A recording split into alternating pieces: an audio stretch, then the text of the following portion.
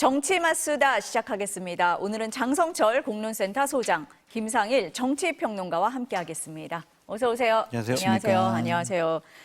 저희가 윤석열 대통령 탄핵 심판 선고 언제 날까 한 달 전부터 얘기를 했던 것 같은데요. 드디어 헌재가 공지를 했습니다. 오는 4일, 이번 주 금요일 오전 11시입니다. 탄핵 소추된 지 111일 만이고요. 변론이 종결된 지 한 달이 넘었습니다. 왜 이렇게 길어졌을까요? 그러니까 우리가 예측을 하고 분석을 했듯이 절차적인 정당성 부분에 대해서 윤석열 대통령 측이나 국민의힘 일부에서 문제 제기를 계속 했잖아요. 그러니까 뭐 탄핵 심판을 할 때 변론 시간을 제대로 또 본인들의 입장을 할 것을 얘기할 것을 충분히 시간을 보장하지 않았다. 뭐 그런 것부터 시작을 해가지고 여러 가지 이제 절차적인 문제를 제기를 했는데 그것과 관련해서 좀 틈을 안 보이려고 한 것이 아닌가. 그래서 단어 하나하나, 문장 하나하나 꼼꼼히 좀 살펴본 것이 아닌가라고 해석도 했었고요. 네. 또 하나는 헌법재판관들 사이에서 이견이 많아서 평의를 통해서 의견 합치를 못했다. 자꾸 어떤 분은 저는 좀 더 생각을 해봐야 되겠다. 아직 난 결론 못 내렸다. 그렇게 이제 좀 시간을 끌어서 이렇게 좀 늦어진 것이 아니냐. 그런 분석을 해볼 수가 있는데 일단은 길이 정해져서 너무 다행이에요. 안 정해졌으면 또 우리가 언제 정해질까요? 왜 그럴까요? 각종 시나리오를 얘기해야 되잖아요. 정말 다행이다라고 먼저 말씀드립니다. 어떻게 보셨습니까? 저는 뭐 이 네. 이유는 뭐 계속해서 말씀을 드렸었고요. 그 예측이 틀린 이유에 대해서도 말씀을 제가 드렸었는데 기본적으로 헌재가 최초의 탄핵 심판에 들어갈 때 신속 우선의 원칙을 밝혔습니다. 그랬죠. 근데 신속 우선의 법칙을 40여 재판관 심판을 먼저 함으로써 깼죠. 그것이 보수층의 강한 반발을 일으켰고요. 그런 보수층의 강한 반발을 좀 무마할 필요가 있었기 때문에 다른 사건 심리와 평의를 동시에 진행을 했다. 그리고 판결이 먼저 나왔다. 그러면 그 물리적인 시간이 꽤 필요했을 것이다라는 게 하나 있고, 그리고 아스팔트의 온도가 너무 높게 올라갔죠.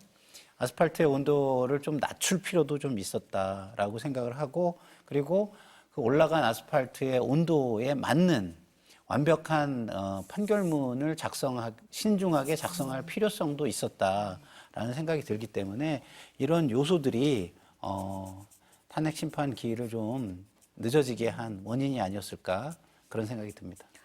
두 분이 이런 해석 저런 해석 다 내놓으셨는데 헌재가 어쨌든 고민할 부분이 굉장히 많았고 결정문을 쓰는 데 있어서도 좀 시간을 많이 할애한 것 같다. 이렇게 보시는 것 같습니다. 기자들이 이제 취재를 막 하잖아요. 헌재가 언제 선고하는 거야? 이렇게 하는데 재판관들하고 직접 이렇게 닿지를 못하다 보니까 평의를 얼마나 오래 하나? 이것도 지켜봤던 거예요. 어제 같은 경우 평의를 오전 10시에 시작을 해서 오전에 끝냈고 지난주 수요일 날 보니까 30분 정도 했더라. 목요일은 안 했더라. 금요일에는 1시간 만에 마무리를 했더라. 이렇게 얘기를 하면서 재판관들 사이에서 이견이 있어서 짧게 하는 거다. 아니다. 결론에 다 이르렀으니까 이렇게 짧게 한 거다. 이런 얘기를 했었는데 오늘 결과적으로 보면 후자입니까? 그렇게 보여요. 왜냐하면 논란이 있었으면 토론 경론이 있었을 것이고 그것은 시간을 길게 평의를 할 수밖에 없는 상황이잖아요. 그러니까 서로 의견을 나눌 수 있는 것이고 서로 좀 의문시되거나 쟁점되는 사항과 관련해서는 다른 얘기를 하게 되면은 여러 가지 토론 시간이 길어질 수밖에 없는 상황인데 토론 시간이 좀 짧았다라는 것과 헌법재판관 TF팀에다가 더 이상 자료 요구도 안 했다라는 거잖아요. 그럼 이미 마음속에 결론은 다 내놓고 있었던 것이 아닌가. 그래서 어떠한 정치적인 판단이나 정무적인 판단이 좀 있어서 좀 예를 들면은 네. 이재명 대표 공직선거법 2심 이후에 우리가 판단하는 것이 좋겠어라고 생각했을 수도 있고 저는 믿고 싶지는 않지만 4월 2일 날 재보궐선거가 있으니 그 전에 하면 또 선거 결과에 영향을 줄 수가 있으니 그 이후에 하는 게 맞겠다. 그렇게 생각했을 수도 있을 것 같아요. 근데 이제 누가 봐도 헌법과 법률을 위반한 사항은 맞잖아요. 저희보다 훨씬 더 헌법을 잘 아시고 30-40년 정도 법조 생활을 하신 분들이 윤석열 대통령의 행위와 명령과 주장과 진술이 헌법과 법률을 위반했고 헌법과 법률을 수호할 의지도 없고 앞으로도 수호할 생각이 없었다라는 것은 아직 알지 않으실까 그런 생각이 듭니다. 그래서 결론적으로 말씀을 드리면은 이미 결론을 내려놓고 더 이상 뭐 토론할 필요가 없으니 좀 평의 시간이 짧아졌던 것이 아닌가 네. 그렇게 생각을 해봅니다. 소장님 말씀대로 뭐 헌법 연구관들에게 자료를 가지고 오라는 것도 좀 줄었다 뭐 이런 보도도 나오기는 했었거든요. 저희가 재판관 취재가 안 되니까 이제 외부 취재를 많이 해서 그렇죠. 이런 얘기들이 나오는 거죠. 어떻습니까, 평론가님 보시기에? 그러니까 저는 뭐 네. 계속 또 말씀을 드렸듯이 제 취재와 기자분들의 취재는 많이 달랐다는 말씀을 저는 계속 드렸고요. 기자분들의 취재와 그다음에 유튜버나 이런 데 나오는 이야기들을 들으면서 저는 이것은 양 진영의 희망과 기대 그리고 불안과 우려라는 측면에서 네. 만들어지고 기대되고 불안에 의해서 또 만들어지고 그게 유튜브한테 또 넘어가서 확증 편향적 언어로 바뀌고 그다음에 확산되고 이런 식으로 저는 됐다고 보거든요. 다시 말해서 이 추론과 추정의 영역에서 각자의 희망과 기대를 담고 불안과 우려를 담았을 뿐이지 사실관계는 하나도 들어있지 않다. 몰라요, 사실. 네, 저는 이렇게 계속 생각을 했고요. 네. 가장 제가 말이 안 된다고 생각했던 건 5대3 교착론이었어요. 왜냐하면 생각해 보세요. 6대2와 5대3, 4대4는 너무 다른 겁니다. 6대2면 이미 인용이니까 두 명에게 사회 갈등을 줄이기 위해서 이 전원일치로 좀 해봅시다 라고 설득할 수 있겠죠. 근데 4대4면은 이게 또 그런 부분이 있으니까 기각을 좀 더 강화해서 좀 혼란을 줄입시다 이럴 수 있겠죠. 그러나 5대3과 6대2는요, 결론이 바뀌는 거예요. 결론이 바뀌는 걸 헌법재판관을 압박해가지고 설득해가지고 바꿀 수 있을까요? 저는 그건 논리적으로 굉장히 비논리적이라고 저는 봤어요. 계속해서. 그렇잖아요. 한 사람을 압박해가지고 입장을 바꾸면 결론 자체가 인용 기각이 바뀌는데 그것이 가능할 것인가? 저는 그건 아니라고 봤기 때문에 그래서 제가 계속 말씀드린 게 이거는 양쪽 진영의 희망 기대, 불안 우려 이것이 계속 재생산되고 그 과정에서 유튜버들이 돈벌이를 위해서 지지층을 선동하거나 어떤 자극하거나 그래가지고 클릭하거나 아니면 슈퍼챗을 쏘게 하거나 이런 용도로 그냥 쓰여왔다. 저는 그렇게 생각합니다. 그럼 평론가님 보시기에는 5대3 이 교착설 얘기가 왜 나왔다고 보세요? 늦어지니까, 불안하니까. 그 불안 심리하고 맞물려서 그쵸? 나온 얘기지 네. 어떤 근거는 한 없었다. 진영에서는 기대감을 가지고 계속 그거를 기대와 희망을 계속 얘기한 거고요. 한쪽에서는 처음에는 그 얘기를 안 들었는데 이거 늦어지는 거 보니까 불안하네. 그럴듯하네, 진짜면 이렇게? 어떡하지? 진짜면 어떡하지? 네. 이렇게 생각을 한 거죠. 그래서 사람의 불안과 희망이 담긴 그런 한 달이었다. 네. 저는 그렇게 생각을 해요. 그러나 저는 제가 취재한 바로는 이런 거였어요. 제 취재로는. 이게 기각결정문을 쓸 수가 있겠냐. 쓰기가 어렵다라는 게 중론이었고요. 그렇다고 한다면은 인용 아니면 각하일 것이다라고 저는 이렇게 얘기를 많이 들었고요. 근데 각하도 쉽지 않다. 왜? 문영배 재판관이 시나리오를 흔들면서 얘기했잖아요. 이거 이견도 많고 저에 대한 비난도 많고 그래서 저희 평의에서 시나리오까지 다 같이 결정해가지고 시나리오를 만들어서 지금 진행하는 겁니다. 이렇게 얘기했잖아요. 근데 그런 상황에서 어떻게 각하를 하죠? 저는 그것도 좀 쉽지 않다라고 봅니다. 지난주, 이번 주에 제일 많이 나왔던 얘기가 5대3 교착설이었잖아요. 그럼 지금 이제 평론가님은 근거 없이 이게 확대 생산됐다라고 말씀을 하시는 거고 그 부분은 어떻게 보셨습니까? 그러니까 슬슬 그러한 분위기가 나온 게 네. 한덕수 국무총리 겸 대통령 권한대행이 두 분이 각하 의견을 냈잖아요. 그때 의견 갈린 네. 그 부분이요. 그리고 한 네. 분은 기각 의견을 냈지만 위법하지도 않았다. 그런 얘기를 하니까 보수 성향의 재판관들이 윤석열 대통령 탄핵 심판과 관련해서는 각하 의견을 내지 않겠느냐.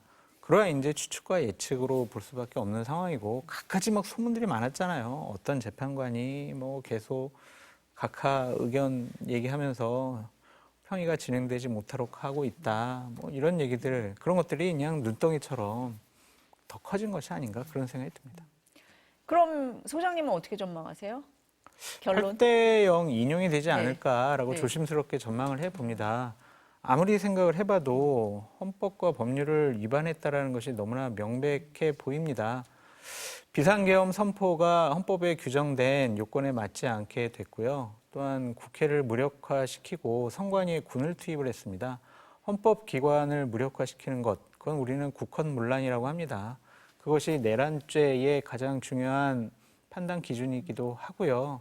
또한 대통령으로서 헌법에 수호의지가 있느냐 없느냐를 판단하는 중요한 기준인 것 같습니다. 그래서 저는 8대 0으로 인용될 것이다라고 조심스럽게 예측을 해봅니다. 어떠세요? 저는 이제 뭐 저 자막에 만장일치 나올까 이렇게 써 있잖아요. 전 만장일치는 안 나올 거라고 봐요. 전원일치는 나올 거라고 저는 생각합니다. 그래서 전원일치 판결이 나오고 개별 의견이 좀 있는 전원일치 판결로 파면될 거라고 저는 봐요. 어쨌든 8대 0은 나오는데 8대 0은 나오죠. 개별 소수 의견은 나올 거다. 8대 0이 나오는데 그게 예. 전원일치일 거다 이런 거죠. 예, 예. 만장일치라는 건 의견이 다 같은 거고 의견이 조금 다르지만 결론은 같을 같다. 거다. 예, 네. 이렇게 저는 봅니다. 지금 이제 뭐 날짜 얘기, 오늘 이제 날짜가 나왔으니까 그런데 한동안 뭐 어제 오늘 많이 나왔던 얘기가 18일 넘어가는 거 아니냐 이 얘기가 많이 네. 나왔었어요. 그래서 뭐 여당 야당에서 18일 넘어갈 경우에 대비해서 뭐 법안도 내고 뭐 그랬었잖아요. 근데 이제 18일을 왜 다 염두에 뒀었냐? 재판관 2명 임기가 끝나잖아요. 그럼 헌재에서도 이 날짜는 넘기면 안 된다. 뭐 이런 건 있어서 4일을 공지를 했을 걸 어떻게 보세요?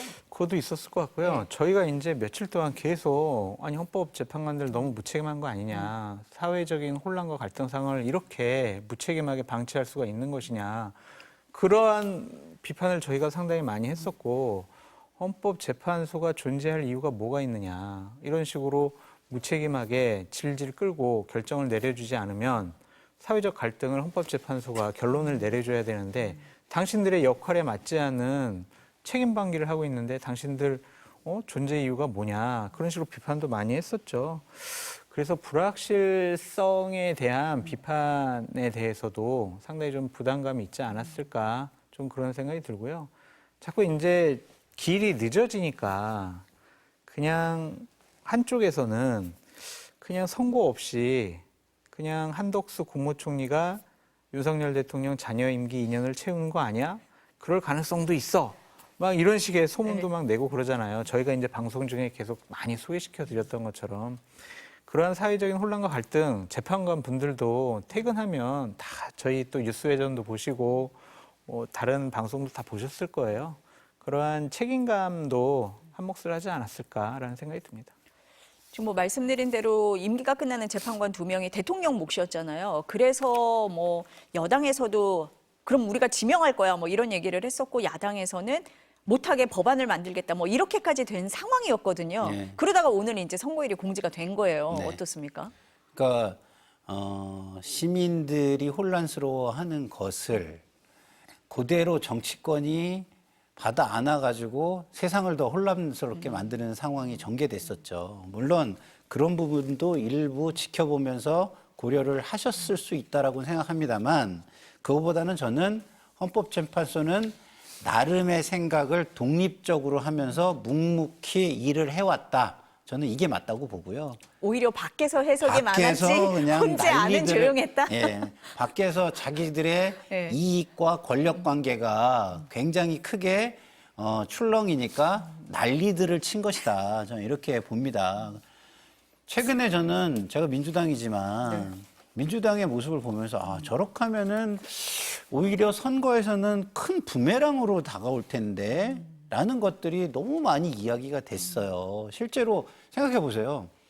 헌법재판관의 임기도 법률로 정하고, 그다음에 행정부가 국무회의도 못하게 만들고, 그리고 법률을 공포하는 것도 국회의장이 가져와서 하고, 이러면은요, 그건 상권 분립이 무너지는 겁니다. 근데 그런 생각을 입법부에서 입법을 통해서 모든 거를 행정과 사법 과 이것까지 다 하겠다라는 발상을 한다면 국민들이 그걸 용서하겠습니까? 우리나라처럼 권력 독점을 싫어하는 그런 역사를 가진 나라에서 국민들이 저는 그걸 용서하지 않을 거라고 봤기 때문에 저는 굉장히 그걸 우려스럽게 봤거든요. 아, 이러면 선거에 질 텐데. 그러니까 전투에 이기고 전쟁에 지면 무슨 의미가 있습니까? 저는 그런 우려를 했었는데 그런 부분도 일부 이게 제도권까지 이렇게까지 흔들려? 이러면 이거는 조금 그래도 좀 서둘러 주는 게 맞지 않을까? 이런 부분은 조금은 있지 않았을까? 그러나 그거는 제한적이었을 거라고 보고 기본적으로는 헌재는 헌재 나름대로의 고민들을 가지고 묵묵하게 해왔다. 이렇게 보는 게 맞을 것 같습니다. 헌재는 헌재의 시간을 가지고 나름의 역할을 하고 있었는데 밖에서 온갖 해석을 다 했던 거다. 근데 본인들이 좀 예. 실수는 했죠. 왜냐하면 그 원칙을 처음에 천명한 것을 그르치면서 그걸 좀 약간 무마하는 시간, 그리고 조금 더 국민의 신임을 훼손하지 않고 헌재의 공정성과 신뢰성을 확보하기 위한 노력을 해야 되는 시간, 이런 건 좀 더 필요하게 만들었지 않나 이런 생각은 듭니다. 밖에서 해석을 할 수밖에 없는 여지는 줬을 거다 이렇게 말씀을 하시는 거네요. 이제 선거일이 확정이 됐습니다. 근데 그러면 평결은 언제 하느냐라고 얘기를 했을 때 뭐 당일 하기도 한다고 하는데 이 보안 때문에 그렇다고 보세요? 그렇죠. 보안 때문에 보통 이제 선고하기 직전 뭐 한두 시간 전에 모여가지고 다 이제 얘기를 한다고 하더라고요. 그러니까 지금까지 헌법재판소가 보안은 철저하게 지킨 것 같아요. 그런 것 같습니다. 그렇죠? 오늘 아침 10시 40분경에 처음 이제 통지가 됐고 그것이 바로 이제 선고일 지정에 대해서 국민들에게 알려졌는데 그 전까지 전 10시까지 방송했는데 네. 아니 왜 선고로 기일을 정하지 않느냐. 그러니까 주위에 계신 분들도 다 지금 큰일 났다고 막 그러셨는데 그런 것들을 보면 보안 유지를 상당히 세게 잘 해왔다. 그리고 이게 정말 역사적인 판결이잖아요. 대통령 탄핵이라는 부분. 지금처럼 정말 여야가 또 진영이 확실히 갈라져가지고 대한민국이 두 쪽 나게 생겼는데 저런 것들이 만약 사전에 어딘가 유출이 돼가지고 또 정확하게 맞췄다. 또 뒷얘기로 누군가에게 유출이 됐다. 이런 얘기가 나오게 되면은 헌법재판소의 판결 자체가 정당성이 훼손될 가능성도 있거든요. 그러니까 보안을 최대한 유지하기 위한 부득이한 조치가 아니냐라는 생각이 듭니다. 어제 헌재 사무처장이 국회에 나왔는데 왜 이렇게 선고가 늦어지냐라고 물으니까 신중에 신중을 기하고 있다라는 답변을 하기는 했어요. 그렇다면 이제 판결 갈 때까지, 판결이 나올 때까지 또 한 번 신중에 신중을 기할 거다. 이렇게 보십니까?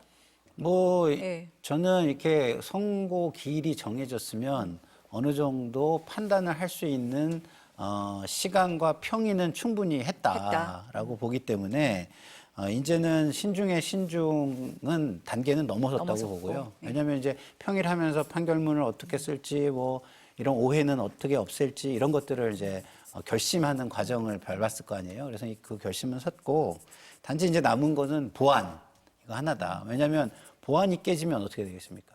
그 판결문 읽을 때 그 판결의 신뢰성, 그 다음에 어떤 정치적인 어떤 뭐 부분에 있어서의 음모론 이런 것들까지도 나올 수 있잖아요. 그래서 판결의 신뢰성을 유지하고 헌재의 권위와 공정성을 유지하기 위해서는 보안이 너무너무 중요하다고 생각할 겁니다. 이게 먼저 흘러나갔을 때의 혼란과 헌재의 신뢰와 권위가 깨지는 거는 어마어마할 거거든요. 그래서 이제는 보안을 유지하는 단계에만 있는 거 아닌가. 이미 마음들은 정해진 거 아닌가. 그래서 판결은 최대한 보안을 유지할 수 있는 시간, 가장 늦게 하는 쪽으로 전 정할 거라고 봅니다. 마지막까지 갈 것 같다. 네. 지금의 이 상황을 보면. 네.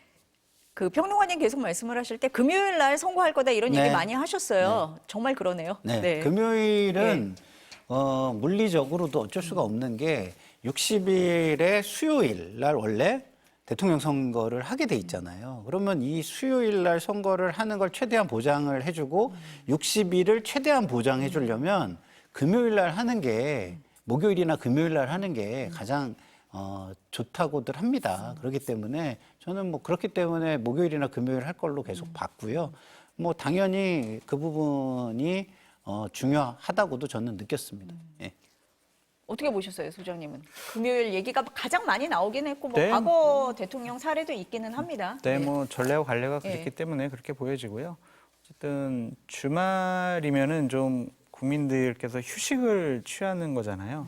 그럼 상황을 좀 냉정하게 바라보실 수 있는 그러한 차분히 냉정하게 좀 상황을 바라보고 생각해 볼 수 있는 시간을 드리려고 하는 것이 아니냐 그런 생각도 드는데 요즘에는 막 실시간으로 유튜브 중계들이 많아가지고 주말에 광화문 도심 집회들이만 많이 있잖아요. 그래서 이번에 막 금요일 날 나오게 되면 주말에서 승복하지 못하는 쪽은 나와가지고 상당히 혼란스러운 물리적인 폭력적인 그런 행동들이 나오지 않을까 좀 걱정됩니다. 그래서 사실 저는 네. 이 방송에서 한번 말씀을 드렸죠. 차라리 월요일 날 했으면 좋겠다. 뭐 그러신 적 있어요. 그렇죠. 네. 왜냐하면 그럼 쭉 일을 해야 되니까 시위가 그렇게 못 나와. 예, 나오는 사람이 줄을 수밖에 없다 이런 네. 말씀을 드렸는데 금요일 날 하면 아무래도 주말 관리를 경찰분들이 고생 많이 하셨는데 조금 더 고생하셔가지고 진짜 엄정한 관리를 하실 필요가 있겠다 이런 생각이 듭니다. 그러니까 평론가님은 조기 대선이 있을 경우에 대비해서 보통 목금하는 경우가 네. 많았다라는 부분을 많이 보신 네. 거고 소장님께서는 그래도 토요일, 일요일 좀 차분해질 시간이 필요해서 아무래도 금요일이 낫지 않았겠느냐 이런 부분을 좀 보신 것 같습니다. 이번에 보니까 헌재가 생중계 하겠다고 했습니다. 보니까 뭐 과거에도 대통령 탄핵 선거 때는 그렇게도 했고요. 일반인 방청도 허용합니다. 아까 뭐 유튜브에서 다 뭐 보여준다 이렇게 말씀은 하셨었는데 이 선거 과정을 다 보여주는 거 이게 더 나은 겁니까? 아, 그렇죠. 역사적인 선거 아니겠습니까? 많은 국민들 관심을 갖게 되는 것이죠. 그걸 만약 녹화 중계를 한다든지 아니면은 안에서 몇 분이 보고 바깥으로 그냥 이렇게 문자나 영상 몰래 찍어가지고 내보내는 그것은 좀 있을 수 없는 일이겠죠. 그래서 투명하게 하는 것이 공정성을 담보할 수 있는 지름길이 아니냐라고 생각을 한 것 같습니다. 그게 맞는 것 같습니다. 그래서 많은 국민들이 그 역사적인 현장 같이 하면서 대통령이 무슨 일을 했는지 실시간으로 듣고 왜 헌법재판관들이 그러한 판단을 내릴 수밖에 없었는가를 우리가 바로바로 생중계를 통해서 보고 판단하는 것이 중요하지 않을까. 그래서 이제 뭐 일반 방청도 그리고 생중계도 허용한 것이 아닌가라는 생각이 듭니다. 더 낫습니까? 이렇게 이 방식이? 이게요, 예. 그 어마어마한 사안이잖아요. 이 사안이 우리 삶, 민생, 경제, 국가의 미래에 미치는 영향이 너무 커요. 그러니까 지대한 관심을 가지고 있죠. 그런 국민의 알 권리를 보장한다는 차원이 하나가 있을 것이고요. 또 하나는 헌재가 이걸 자신 있게 보여줄 필요가 있어요. 자신 있게 보여줘야 헌재의 권위와 신뢰를 담보할 수 있습니다. 이게 우리는 이거 굉장히 공정하게 한 거야. 투명하게 보여줄게. 이런 자신감을 보여줘야 헌재의 권위와 신뢰가 사실상 조금 많이 이 평의 과정에서 훼손된 부분이 있잖아요. 근데 이걸 또 어정쩡하게 한다? 그러면 그 권위와 신뢰를 회복하기가 어려울 수도 있어서 저는 그런 측면에서도 자신감을 보여줄 필요가 있다. 그래서 이런 선택을 한 거 아닌가. 물론 뭐 그렇지 않더라도 이런 선택을 했을 건데 네. 더더욱 필요했을 것이다 이런 생각이 듭니다. 이번에는 더더욱 네. 필요한 상황이었다. 윤 대통령 출석하겠습니까? 어떻게 보세요? 한숨을. 안 하실 것 같아요. 안 하실 것 같아요? 네. 네. 저 전직 두 대통령 탄핵 선고가 있었던 두 대통령도 참석 안 하셨잖아요. 네. 근데 한번 생각을 해보자고요. 딱 대통령이 참석을 했어요. 근데 이제 기각 판정이 나왔어요. 그럼 대통령직에 복귀를 해요. 그럼 거기서 뭐 만세 부르고 환호 치르고 뭐 어퍼컷 세레모니 그거 할 겁니까? 그렇게 막 나라를 한 정말 12월 3일부터니까 한 4달 이 정도 혼란스럽게 만들었는데 대통령께서 만약 거기서 표정이라든지 몸짓 이런 거 메시지 잘못 내면은 그거는 국민들에게 커다란 상처를 줄 수도 있고 복귀를 하더라도 대통령으로서의 권위를 훼손하는 거니까 참석 안 할 것 같다는 생각이 들고 만약 또 이제 파면이 됐어요. 그럼 그 자리에서 대통령직 파면한다는 얘기를 듣고 있으면 그 모습과 행태, 본인 생각 이런 것들이 어떻겠습니까? 도저히 뭐 견딜 수 없는 여러 가지 상황이 될 거 아니겠어요? 그런 곤란한 상황을 그러니까 참 본인이 기각돼서 복귀해도 파면돼도 곤란한 상황이기 때문에 참석 안 할 것 같다. 그렇게 좀 전망해 봅니다. 기자들이 윤 대통령 대리인단에게 물었더니 미정이다. 아직 정하지 못했다. 이렇게 답은 했습니다. 어떻게 보세요? 저는 뭐 양쪽의 가능성이 다 있겠지만 해서는 안 된다고 저는 개인적으로 생각해요. 출석을. 왜냐하면 출석을 하시면 국민의 실망하는 진영의 그 감정을 훨씬 키우게 됩니다. 그래서 인용이다. 그러면은 탄핵을 반대했던 층 그리고 거리에 나와 있는 사람들이 윤 대통령의 실제 모습을 보면서 더 격앙될 수 있고요. 그리고 만약에 기각이 된다면 탄핵을 찬성해 왔던 쪽의 분노가 또 촉발될 수가 있어요. 그렇기 때문에 대통령께서는 그런 부분, 그런 위험성 이런 거를 줄이기 위해서 나오셔서는 안 된다라고 저는 생각하고요. 그리고 본인의 경호 문제를 생각해도 안 나오시는 게 좋지 않을까 이런 생각이 듭니다. 어쨌든 뭐 경호 문제는 뭐 두 번째 문제라고 생각하고 네. 국민들의 갈등을 더 증폭시킬 위험이 있다는 차원에서 절대 저는 나오시지 않기를 간곡하게 부탁드립니다. 대리인단을 말씀을 하셔야겠는데요. 네. 오늘 선거일이 공지가 되니까 여야 모두 환영 입장을 밝혔습니다. 여야 발언 한번 들어보시겠습니다.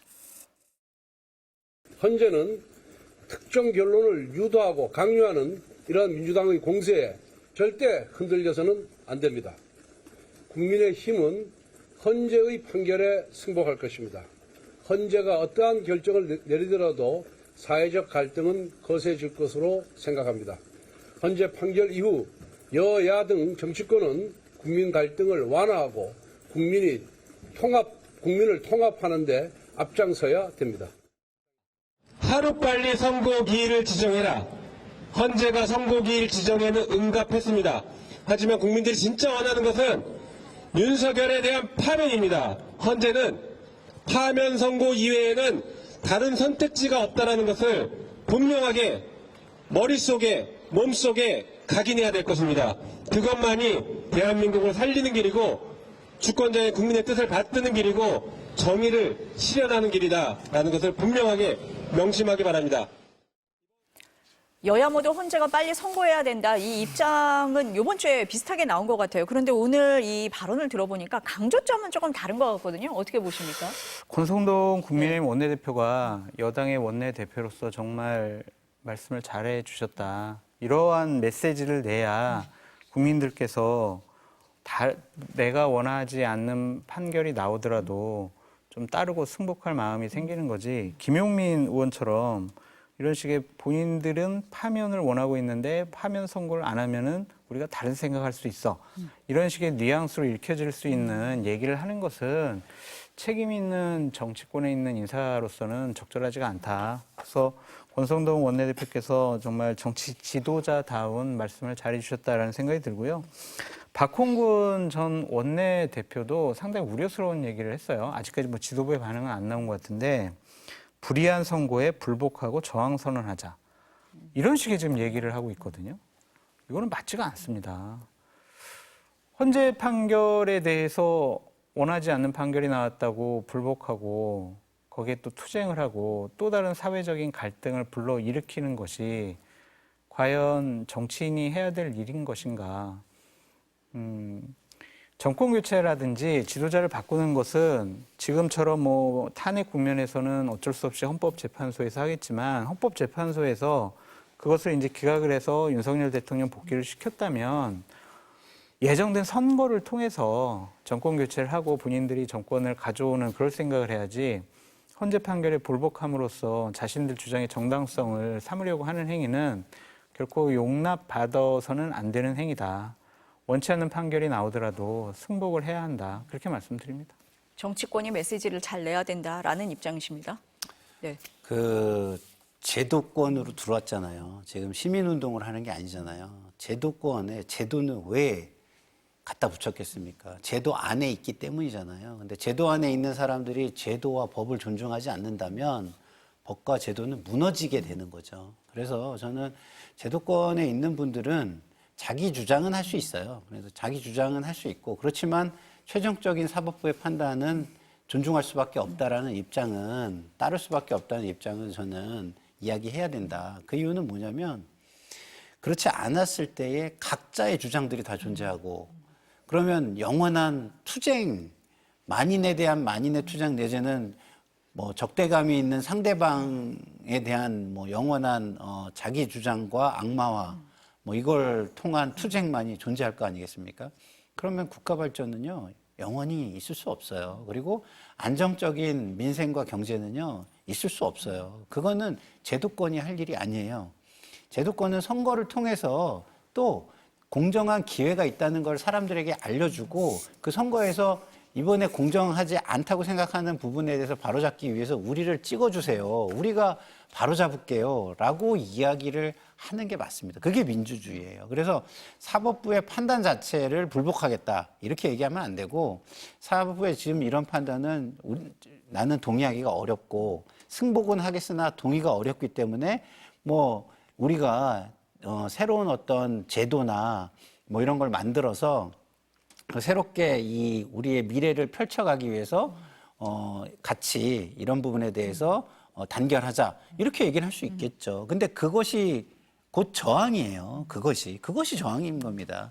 제도 안에서의 저항인 거죠. 그래서 제도 안에서의 불복, 제도 안에서의 저항을 해야 되지만 제도의 결과를 승복하는 모습은 있어야 되고요. 그리고 그것에 국민 통합이 굉장히 절대적으로 필요하다라는 것을 머릿속에 두고 행동하는 제도권 내의 인사들의 자세는 저는 다시 한번 좀 요청드립니다. 요청드려요.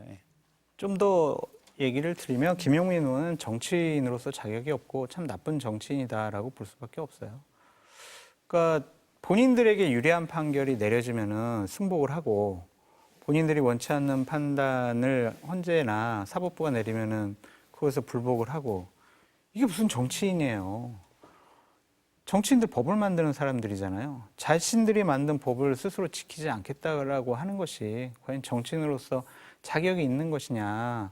김용민 의원께서 상당히 법사에서 활동도 열심히 하시고 여러 가지로 민주당에서 큰 역할을 하고 계시잖아요. 보다 더 큰 정치인으로 거듭나기 위해서는 좀 제도를 존중하고 순응하는 그런 모습을 보였으면 좋겠다라는 생각이 듭니다. 본인들이 이재명 대표 공직선거법 무죄 났을 때 어떻게 했는데요.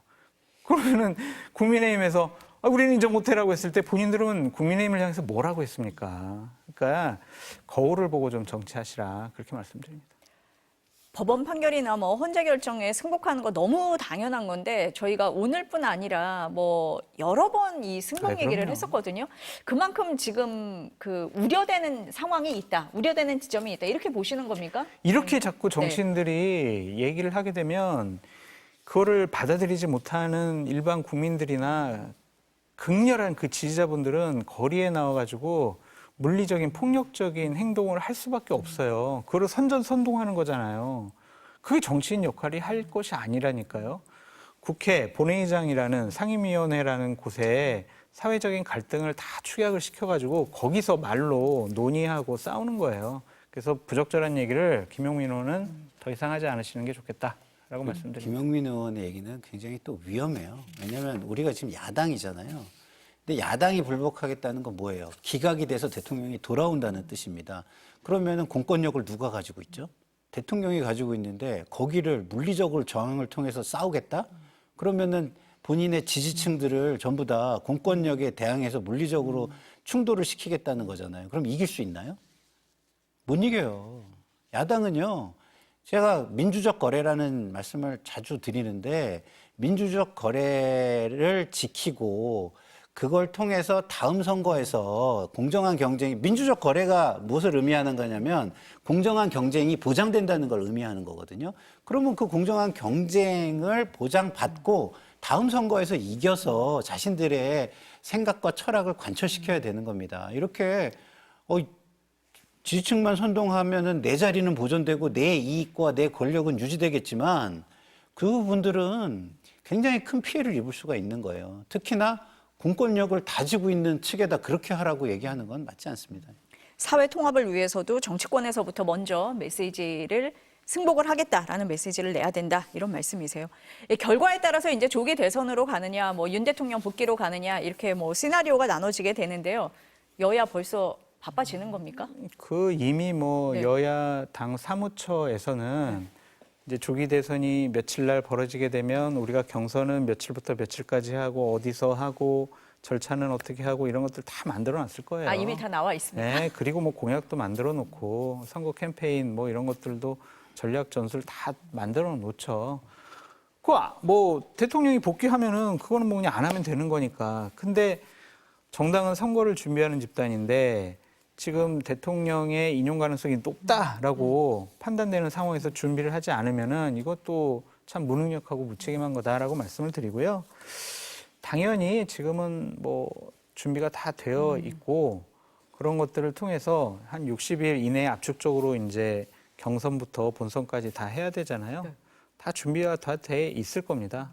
그렇기 때문에 뭐 이전처럼 그냥 한 100일, 한 200일 전부터 막 그렇지 않더라도 압축적으로 TV 토론도 하고 정책 토론도 하고 합동 연설회도 하고 그런 것들은 다 기본적으로 체육관까지 아마 다 이미 가예약 다 해놨을 거예요. 60일이면 굉장히 짧을 것 같은데 이미 60일 안에 다 할 준비가 돼 있다. 네. 그렇습니까? 네. 원래? 뭐 정당 네. 조직은 선거를 하는 머신이에요. 그래요? 그렇기 때문에 네.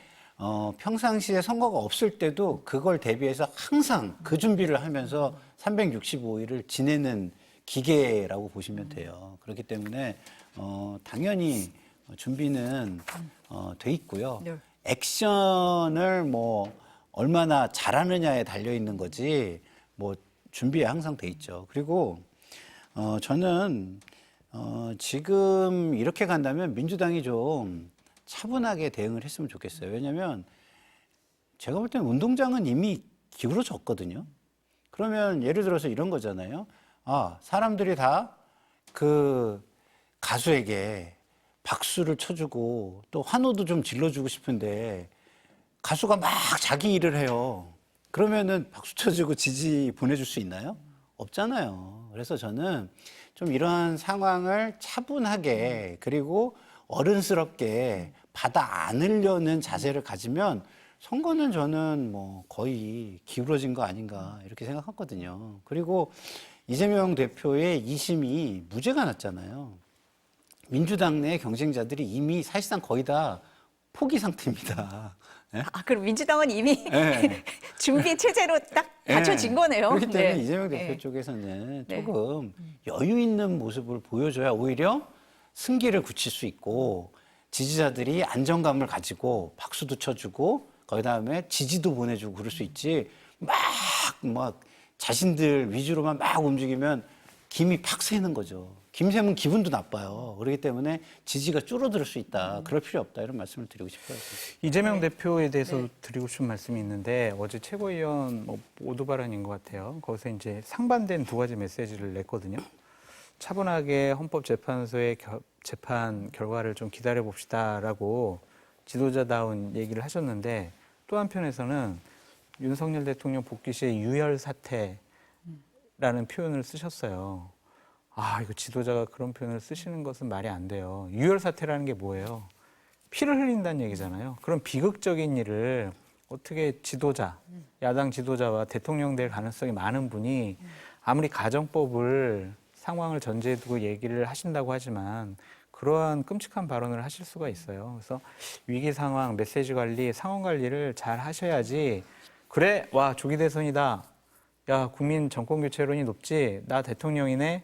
이러는 순간 국민들께서 또 교만하고 오만한 집단들은 또 바로 심판하십니다. 그래서 항상 겸허하고 겸손한 마음으로 이번 대선이 벌어진다면 네. 그 임하셨으면 좋겠다. 그런 생각이 드네요. 평론가님이 말씀하신 것처럼 조기 대선이 있을 경우에 기울어진 운동장이다. 동의하시는 거? 이미 뭐 이미 그렇죠. 이미 당연히 기울어져 왜냐하면 있다. 정권 네. 교체론이 높잖아요. 그걸로 구도 자체가 이미 끝났다라고 전 봐요. 국민의힘이 이기려면은 한 5가지 장애물과 허들을 넘어야 돼요. 정말 그런 것들이 다 돼야 돼요. 근데 이제 민주당은 안정적으로 이재명 대표의 뭐 메시지 리스크만 관리만 잘하면 이번에 뭐 대선에서 이기는 것이 그리 어려워 보이지 않는다라고 말씀을 드립니다. 지금 민주당과 이재명 대표의 가장 큰 적은요, 국민이 가질 수 있는 권력 독점에 대한 불안감과 이재명 대표가 권력을 행사할 때에 안정적이지 않을 수 있다는 불안감이 두 가지예요. 만약에 스스로 이 두 가지 불안감을 자극을 하면은 변수가 발생할 수 있습니다. 그러나 이 두 가지의 변수 말고는 지금 상황은 확실하게 좀 기울어진 운동장이다라고 저는 봅니다. 국민의힘 같은 경우는 이제 밖으로 조기 대선 얘기를 대놓고 못 했었잖아요. 그래서 뭐 당 지도부 입장에서는 뭐 투트랙이다 이런 얘기가 나올 정도로 좀 민주당에 비해서는 좀 힘든 복잡한 상황인 거는 분명하지 않습니까? 만약 조기 대선이 네. 벌어지면은 국민의힘이 가장 어려운 장애물 중에 하나가 윤석열 대통령일 가능성이 높아요. 그러니까 윤석열 대통령이 대선 경선에 개입하려고 하는 조그만 몸짓, 메시지, 뭐 행위 이런 것들이 벌어지는 순간 국민의힘 대선 후보 경선은요 완전히 난장판되고 쑥대밭돼요. 그래서 지금 그거는 어찌할 수가 없잖아요. 국민의힘 지도부가 어찌할 수 없어요. 대통령님, 저 이번 경선에 좀 제발 가만히 계세요. 이렇게 막 요구도 못할 거예요. 그런 상황에서 윤석열 대통령이 어떻게 판단할 것이냐. 대선 어렵다? 그렇더라도 내 편이 되어줄 사람이 대선 후보가 되는 것이 좋지 않을까? 그러면은 국민의힘 당원이나 국민의힘 지지층은 그래도 나를 지켜주려고 했고 내가 쫓겨난 것에 대해서 상당히 화가 나 있지.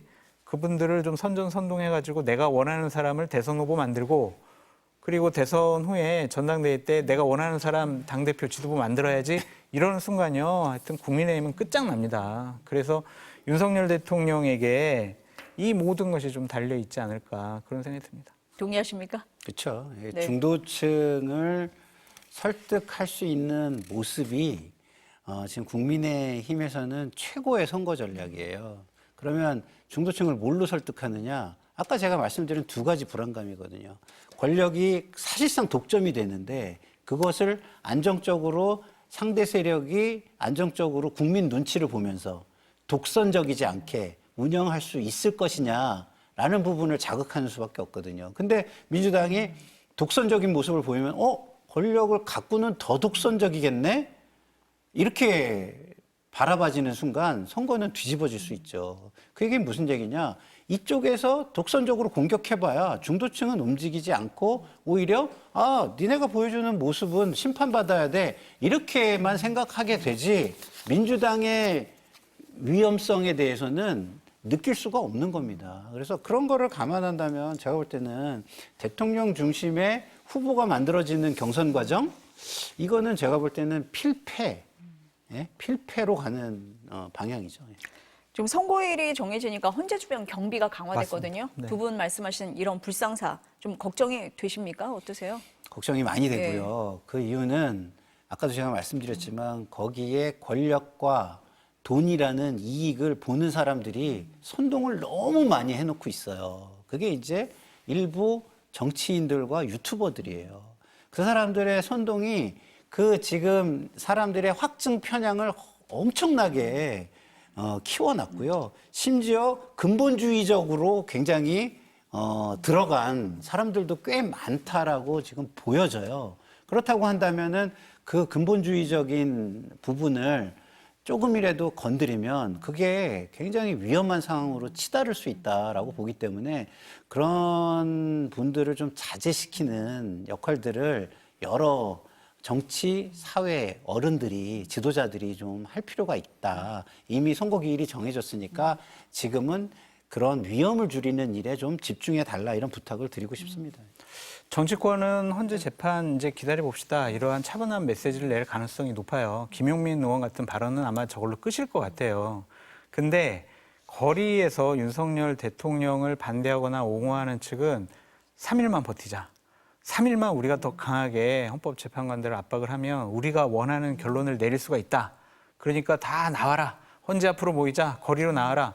이래서 거리의 물리적인 충돌과 혼란이 막판 3일 동안은 정말 심해질 것 같다. 그래서 경찰관분들 정말 고생 많이 하실 것 같은데 앞으로 좀 며칠만 더 사회 질서 유지를 위해서 좀 고생하셨으면 좋겠다 그런 생각이 듭니다. 네, 두 분 말씀대로 차분하게 이 선거를 좀 지켜보는 그런 분위기가 조성이 돼야 될 것 같습니다. 두 분 말씀 여기까지 듣겠습니다. 감사합니다.